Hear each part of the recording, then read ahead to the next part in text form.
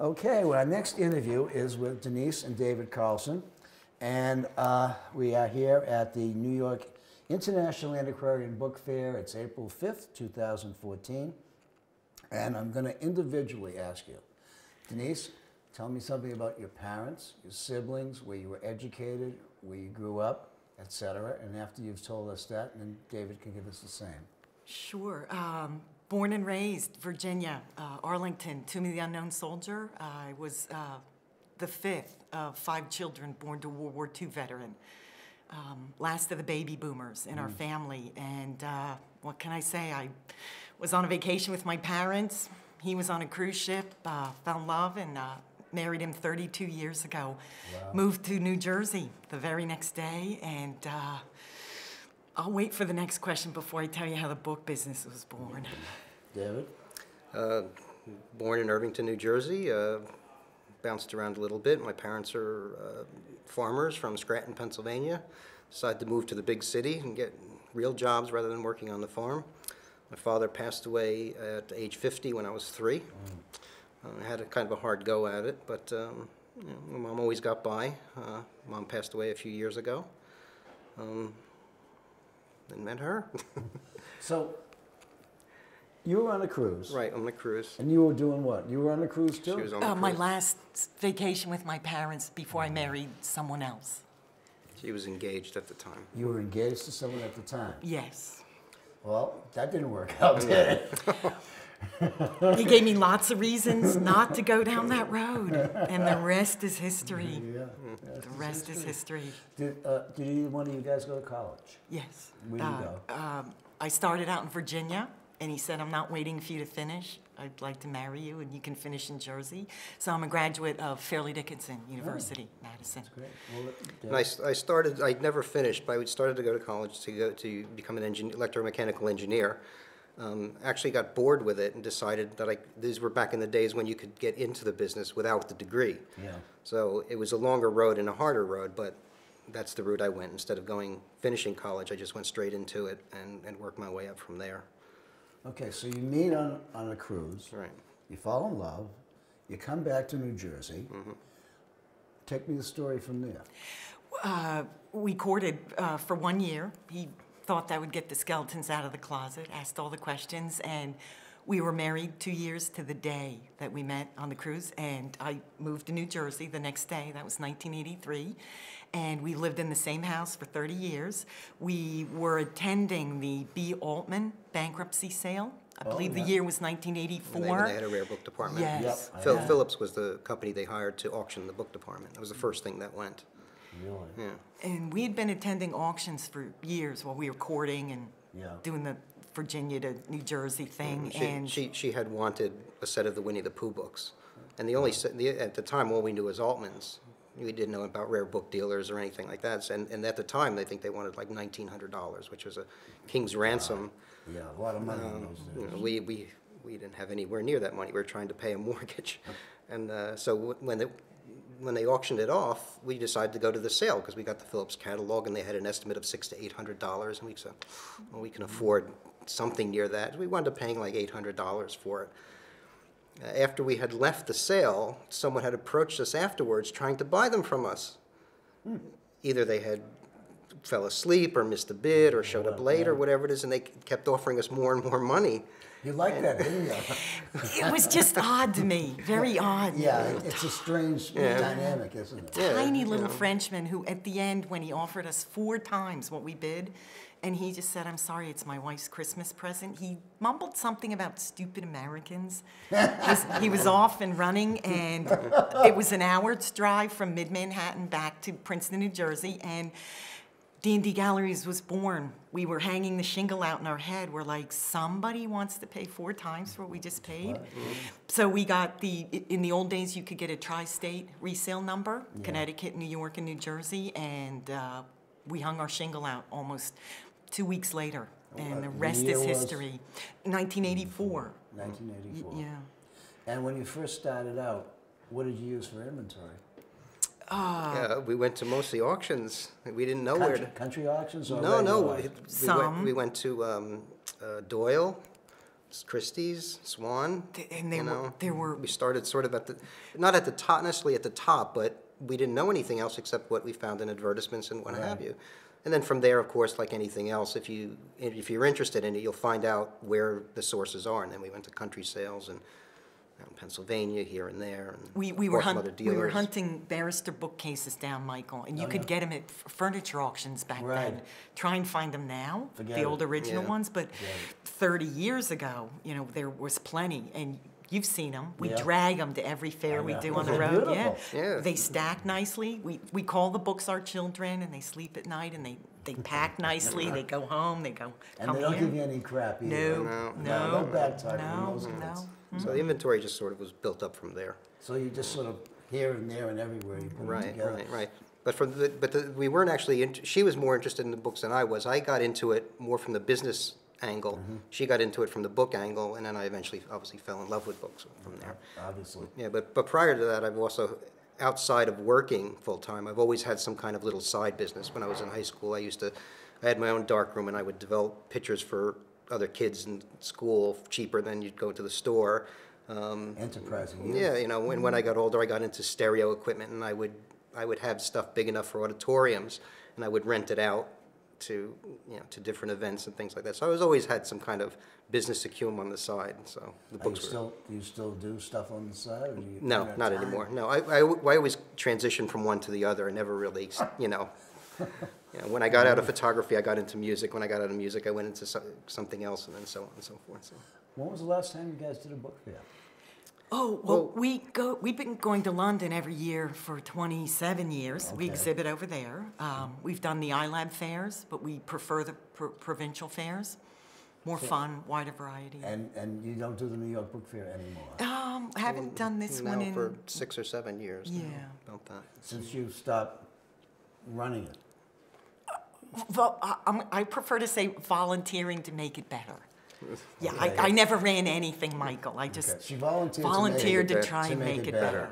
Bring improvements. I just donated to the archive the little picture book you guys put out from the 1980-something book fair with everybody's picture.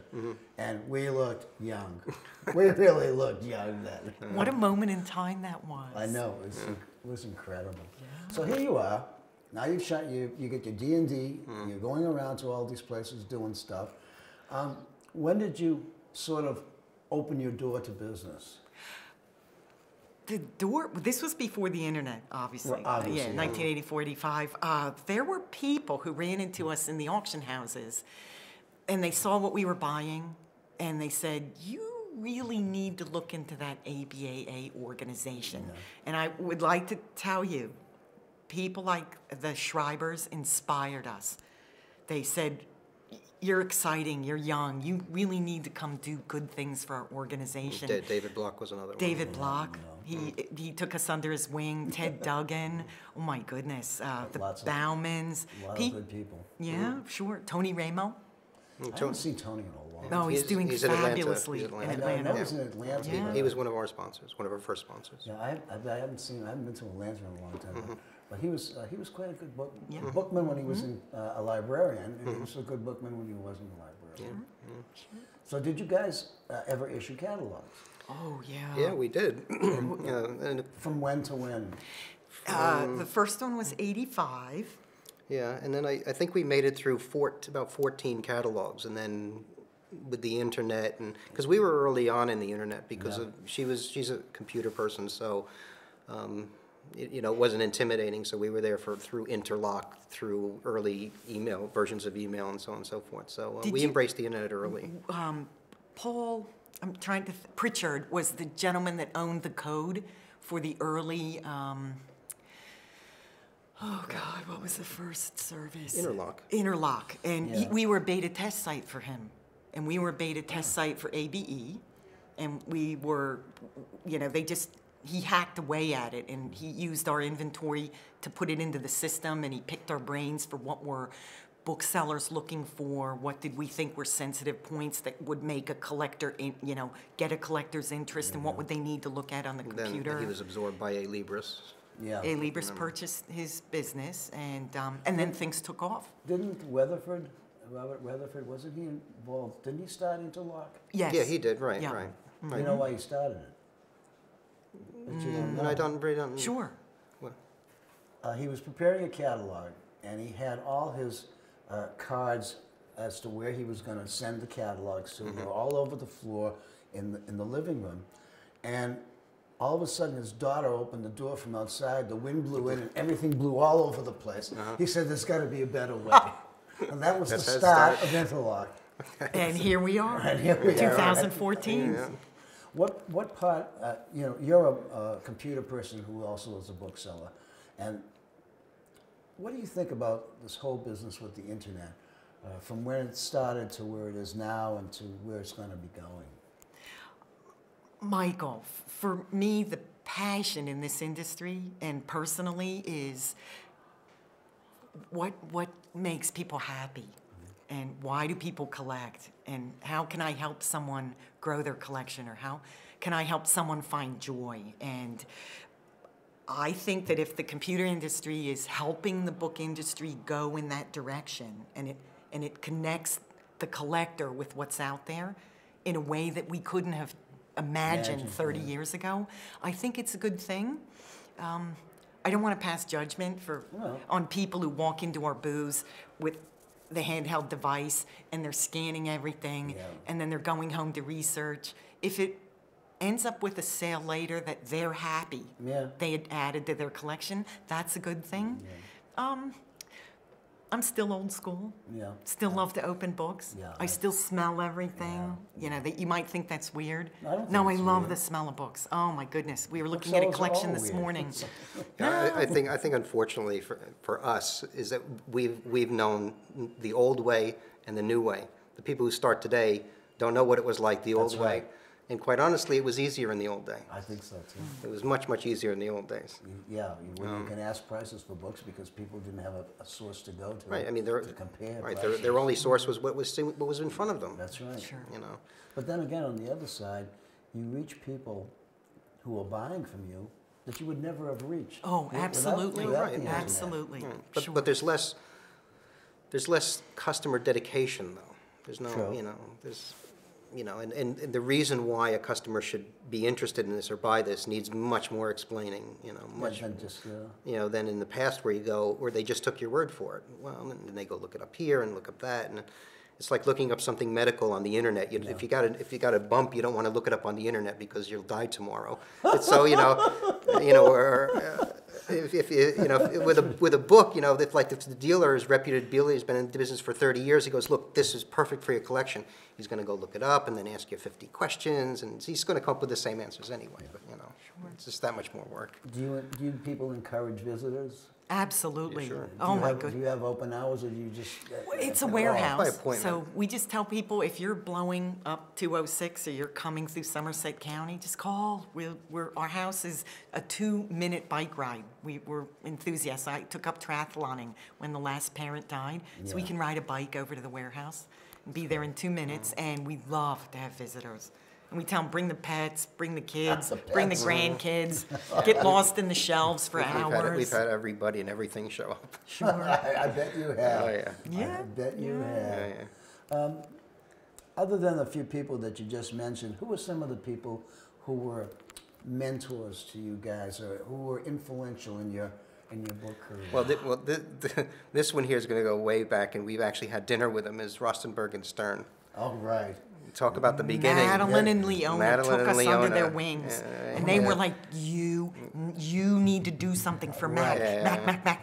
Mac." We've gone to their house several times and had dinner with them. Just They inscribed every copy of every book they ever did. We have that in our personal collection. We call them the girls. Yeah, absolutely. Yeah, but how many people remember them today? Well, I think that their literature, the things that they've written, certainly are going to live a lot forever because it's a 20. Yeah, but you have the current phase of booksellers coming in. You say Rostenberg and Stern. They're like, they think it's a dance combo. Yeah, right.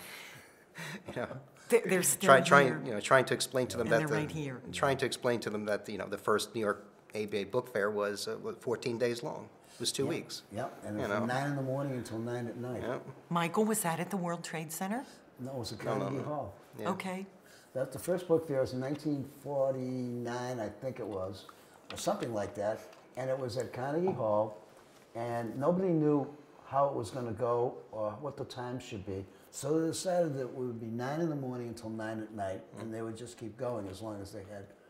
So they were hardy souls. You tell these people out here to go 9 to 9 for a weekend, they'll be on their way out of here. Yeah. No, the first book we ever sold at a book fair, we sold to Leona. Really? It was at a small book fair in a synagogue in Morristown, New Jersey.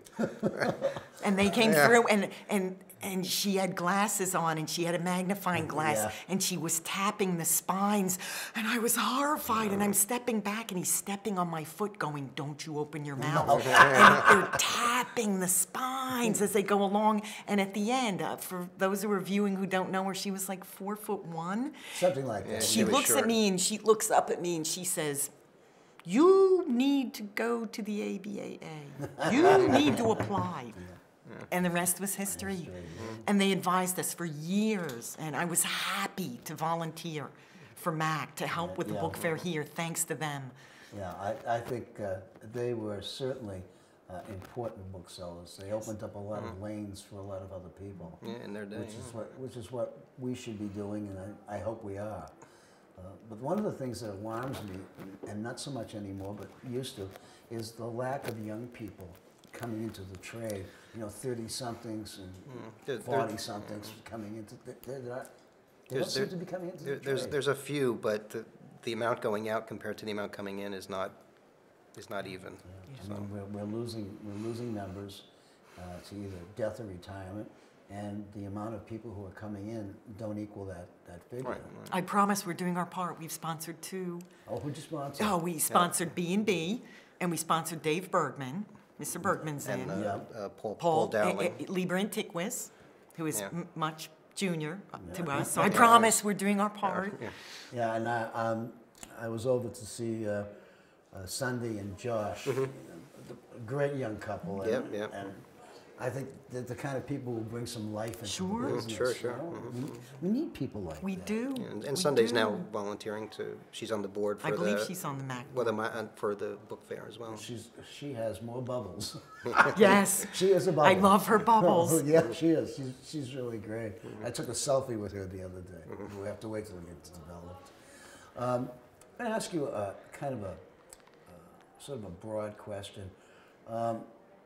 Where do you see us as booksellers going?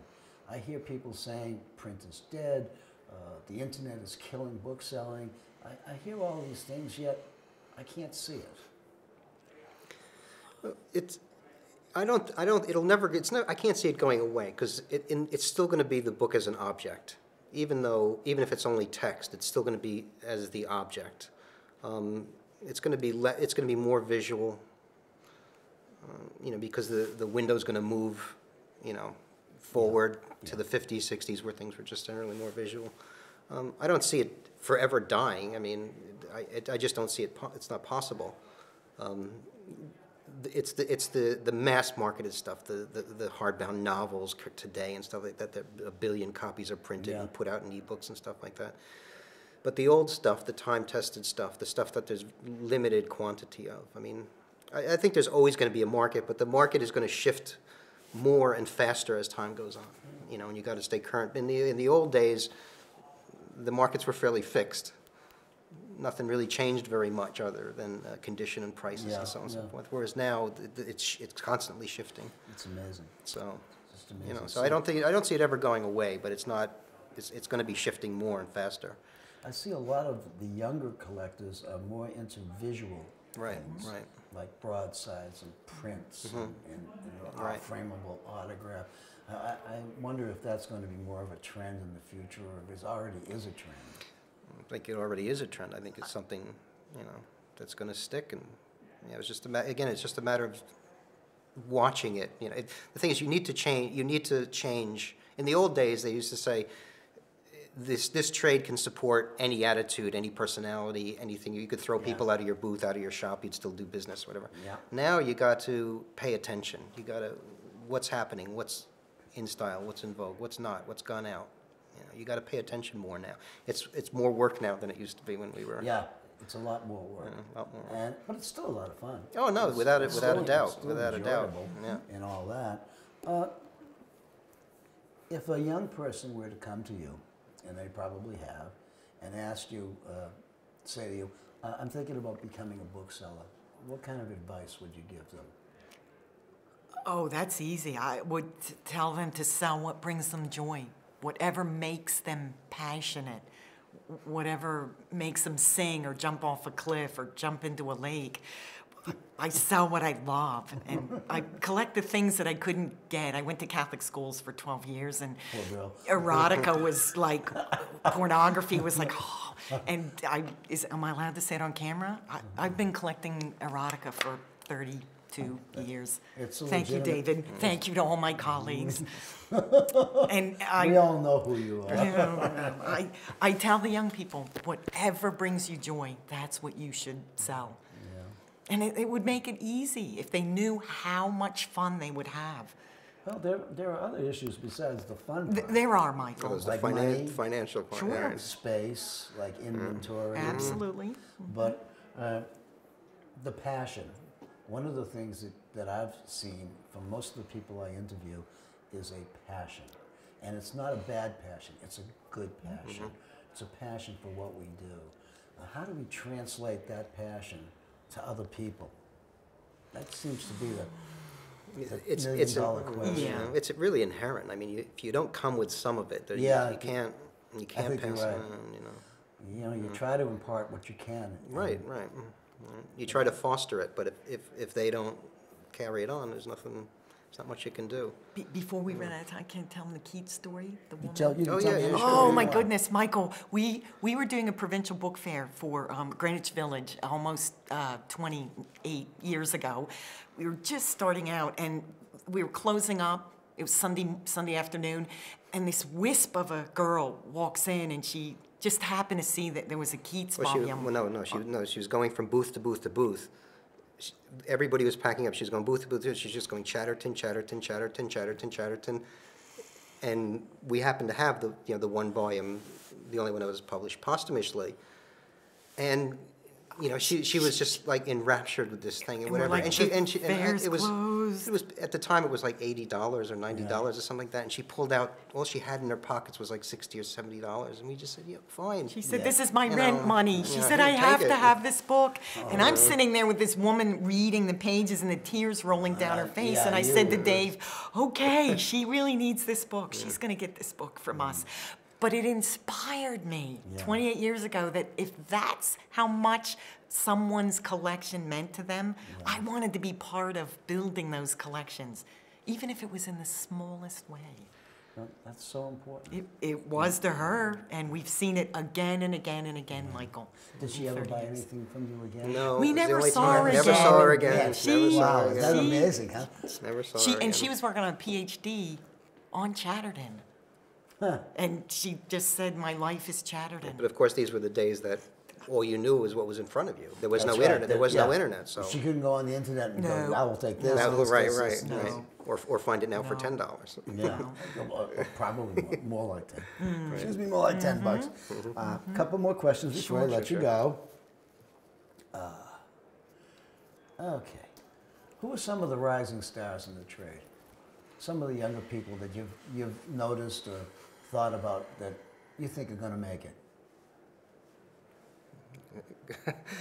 Is that too tough a question?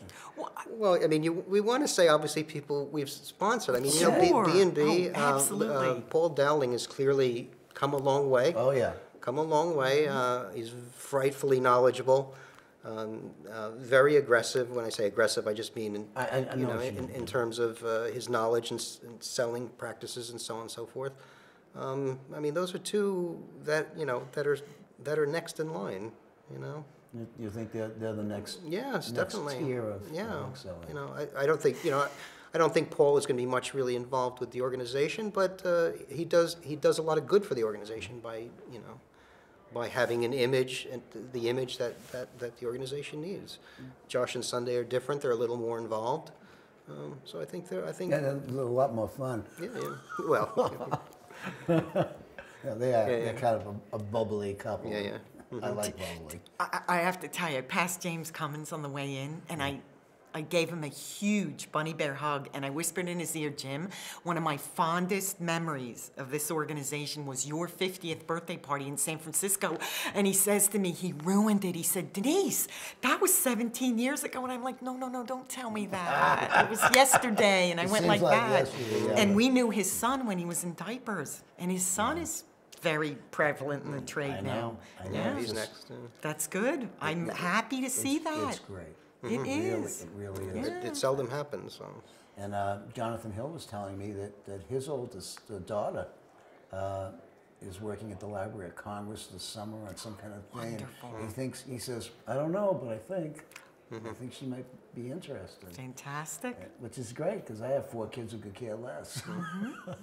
They're all athletes. They don't care about books. They only care about hitting things. There's always enough to keep it going. And Michael, I think you know, Dave, another thing that branched off for us was the necessity to repair books. We had so many beautiful books offered to us that they were in trouble, we call it. So Dave went down and trained at the Folger Library. Oh, did you? For 6 weeks, and he's been repairing books and binding, full-blown bindings for about 22 years. That's just an offshoot of being an engineer, just needing to use my hands and always keep busy. And Michael, if we never sold another book in our lives, he would have binding work until I buried him in a pine box. I would imagine. Sure. I don't look for it. I don't look for it, but yeah, but you know, people will come to you. Can you do this? Yeah. Do me a favor. Sure. All that other stuff.